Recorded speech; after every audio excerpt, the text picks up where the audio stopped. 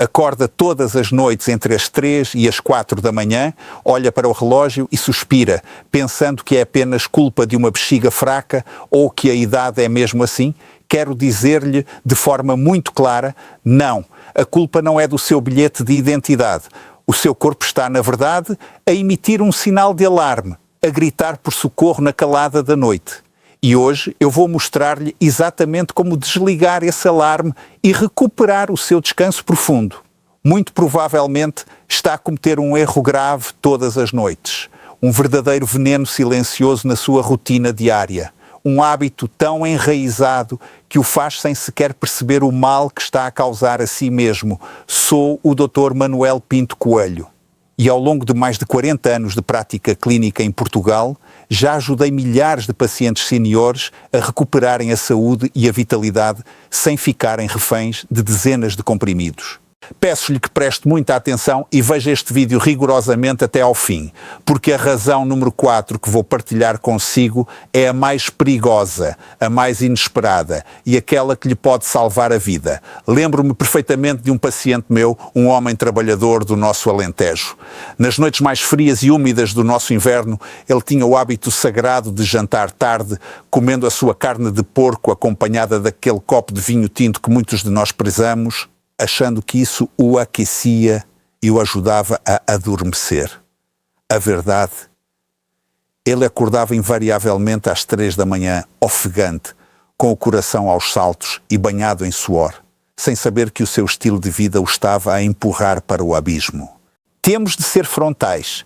Depois dos 60 anos, acordar todas as madrugadas não é apenas um incômodo sem importância. É uma agressão direta e silenciosa ao seu coração. É um gatilho para a hipertensão, destrói a sua digestão e acelera dramaticamente o envelhecimento do seu cérebro e a perda de memória. Mas não tem de ser assim. Eu comprometo-me consigo.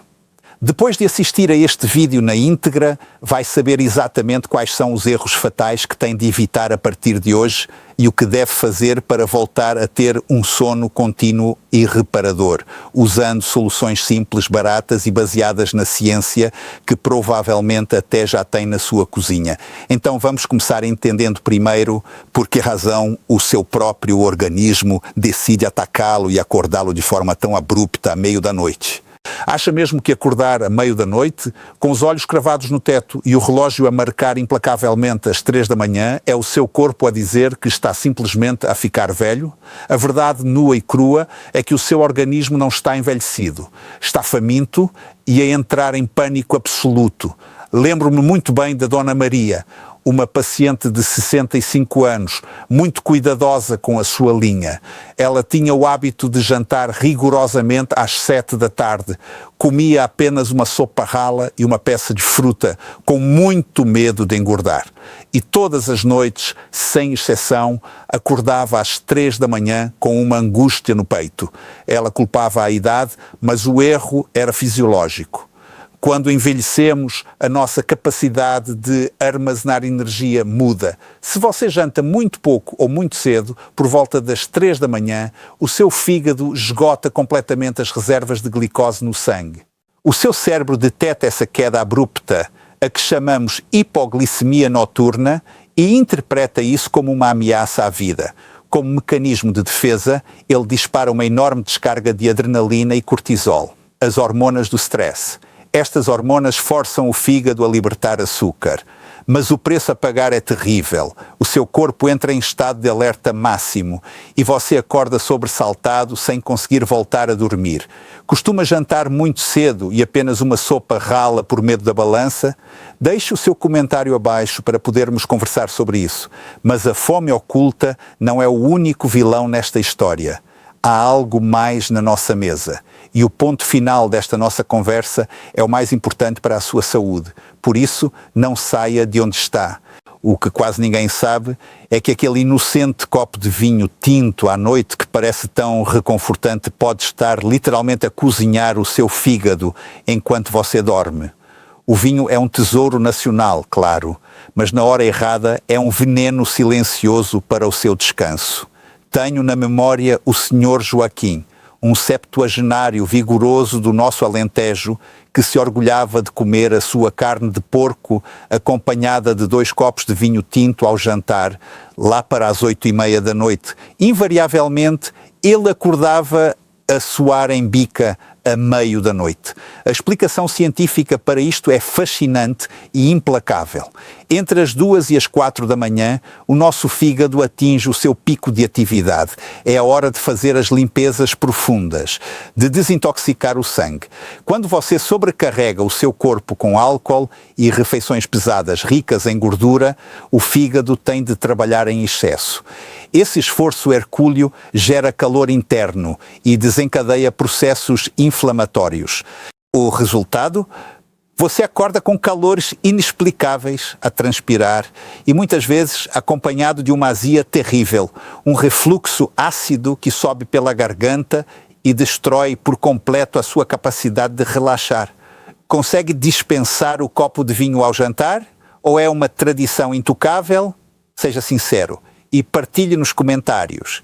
E já que falamos de líquidos, a grande surpresa é que o problema muitas vezes não reside onde você pensa. Lembre-se de ver tudo até ao fim, porque o aviso final pode evitar uma tragédia familiar. Levanta-se a meio da noite para ir à casa de banho porque a sua bexiga está cheia? Ou será que só sente vontade de urinar porque já estava acordado por outro motivo? Distinguir o que vem primeiro pode ser a diferença entre um sono reparador e o cansaço crónico. Na minha prática clínica, atendo centenas de homens e mulheres que acreditam que a culpa é da bexiga hiperativa ou da próstata aumentada. Embora isso seja um fator real, o grande culpado muitas vezes mora na gaveta da mesinha de cabeceira. Falo dos medicamentos, especificamente os diuréticos usados para controlar a tensão arterial. Muitos pacientes séniores tomam o comprimido da tensão ao jantar. O que acontece? Os rins são forçados a produzir urina durante a noite toda. Paralelamente, após os 60 anos, as mulheres sofrem uma queda drástica de estrogênio e progesterona, hormonas que funcionam como calmantes naturais do cérebro. Sem elas, o cérebro fica hipersensível. Nos homens, a quebra da testosterona desregula toda a arquitetura das fases do sono. Se juntarmos a bexiga cheia por causa da medicação a um cérebro sensível pela falta de hormonas, temos a receita para a insónia crónica. A que horas costuma tomar os seus comprimidos para a tensão arterial? De manhã ou à noite? Escreva abaixo, é vital percebermos isto. No entanto, se o seu despertar é acompanhado de sufoco, o alerta é consideravelmente mais sombrio. Continue comigo, pois as soluções práticas estão a chegar e o conselho de fecho é absolutamente imperdível.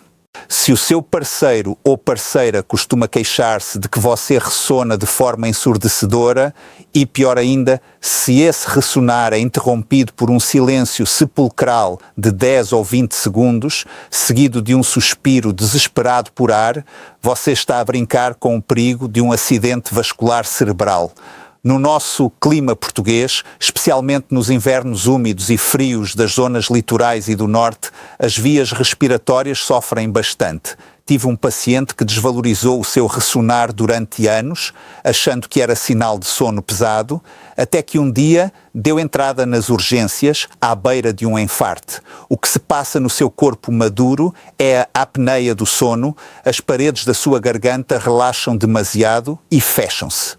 O oxigênio deixa de chegar ao cérebro. O seu sistema nervoso central entra em pânico absoluto, acreditando que você está a sufocar e dá um sulavanco violento para o acordar. Você pode nem abrir os olhos totalmente, mas o seu sono profundo é destruído vezes sem conta ao longo da noite. Isto não é brincadeira. A apneia não tratada triplica o risco de ataques cardíacos e agrava exponencialmente a hipertensão. Alguém em sua casa já relatou que o seu ressonar parece assustador? Conte-me a sua experiência nos comentários. Não guarde isso só para si. Agora que expusemos os perigos mais ocultos que o assombram, vamos começar a consertar tudo isto, com um nutriente que quase todos ignoram. Não saia agora. A última parte é a que vai definir as suas próximas noites. Há um mineral essencial que falta a 90% das pessoas com mais de 60 anos em Portugal e a sua ausência transforma os nervos em fios de alta tensão prontos a rebentar a qualquer ruído. Refiro-me ao magnésio, um verdadeiro milagre da natureza que a medicina moderna por vezes esquece de prescrever. Quase todos os dias ouço pacientes queixarem-se daquelas queimbras dolorosas nas barrigas das pernas que os fazem saltar da cama à meio da noite, ou daquela sensação de pernas inquietas, uma agonia que não deixa o corpo parar quieto. Fisiologicamente, o magnésio é o maestro que ordena o relaxamento muscular e abranda a atividade cerebral. Ele atua nos receptores do cérebro e é absolutamente fundamental para a produção da melatonina, a nossa hormona do sono. Quando as suas reservas de magnésio estão em baixo, você até pode conseguir adormecer pelo cansaço, mas o seu sistema nervoso permanece em sobressalto. Às 3 da manhã, quando o corpo deveria estar em reparação celular profunda, os seus músculos contraem-se e a sua mente acorda num turbilhão de pensamentos. Sofre frequentemente de queimbras noturnas ou sente as pernas aos saltos quando se deita? Partilhe comigo aqui embaixo, quero muito saber. Adicionar um bom suplemento de magnésio, como o citrato ou o glicinato, cerca de 1 hora antes de deitar, muda vidas.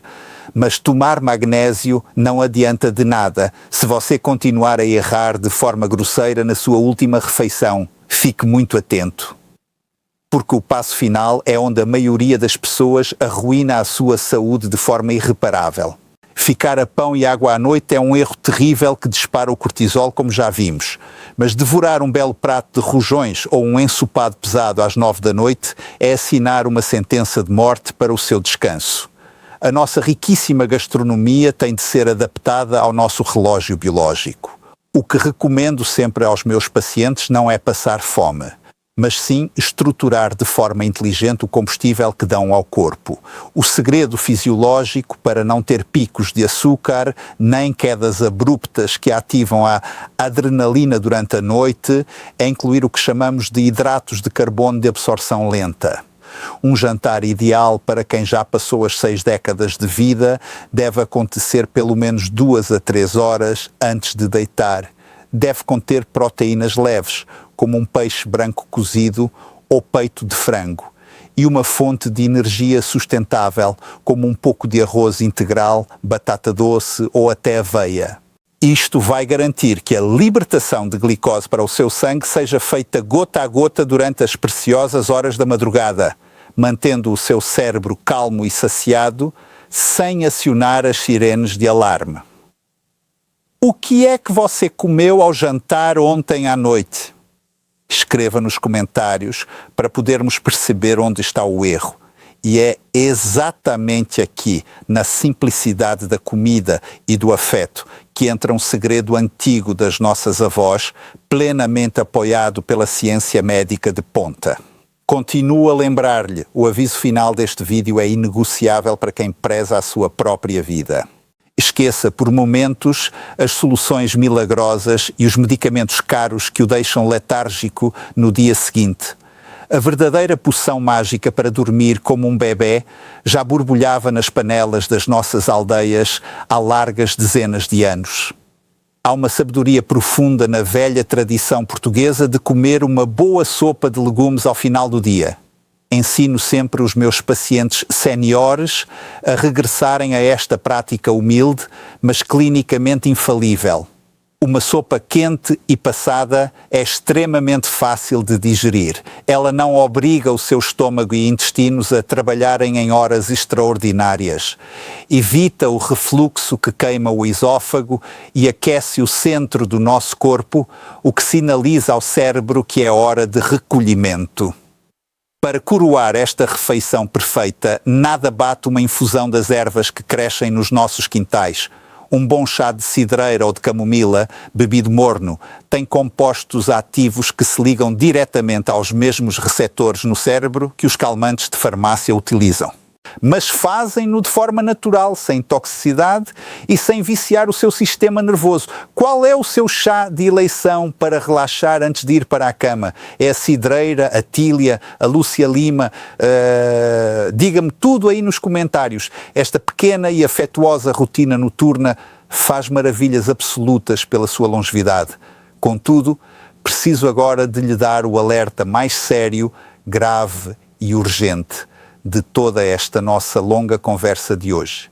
Se tem o hábito pernicioso de ir à farmácia pedir comprimidos para dormir com a mesma ligeireza com que pede reboçados para a tosse, saiba que está a pedir um empréstimo perigoso ao seu cérebro. E garanto-lhe, como médico, que os juros vão ser pagos com a sua memória a muito curto prazo. Nunca, sob circunstância alguma, se automedique com soníferos ou calmantes. Esses medicamentos não tratam a causa das suas insónias. Eles apenas anestesiam temporariamente os sintomas. Destroem a fase do sono profundo, onde as memórias são fixadas, causam dependência severa e aceleram processos terríveis, como a demência e a doença de Alzheimer. A sua responsabilidade começa na higiene do sono. Mantenha o seu quarto num ambiente fresco e totalmente escuro. Desligue as televisões e os telemóveis, pelo menos 1 hora antes de fechar os olhos, pois a luz azul que emitem destrói a produção natural de melatonina do seu corpo. Finalmente, deixo aqui um conselho médico taxativo. Se as suas insónias ou os despertares entre as 3 e as 4 da manhã persistirem por mais de 1 mês de forma consecutiva, procure o seu médico assistente ou um especialista em sono. Não normalize o sofrimento. Se encontrou valor e verdade nas palavras deste velho médico que vos fala, deixe o seu gosto no vídeo, partilhe este conhecimento precioso com os seus amigos e familiares que também sofrem de noites mal dormidas e não se esqueça de se inscrever no canal. A sua saúde é o seu maior património e eu estou aqui para o ajudar a protegê-la.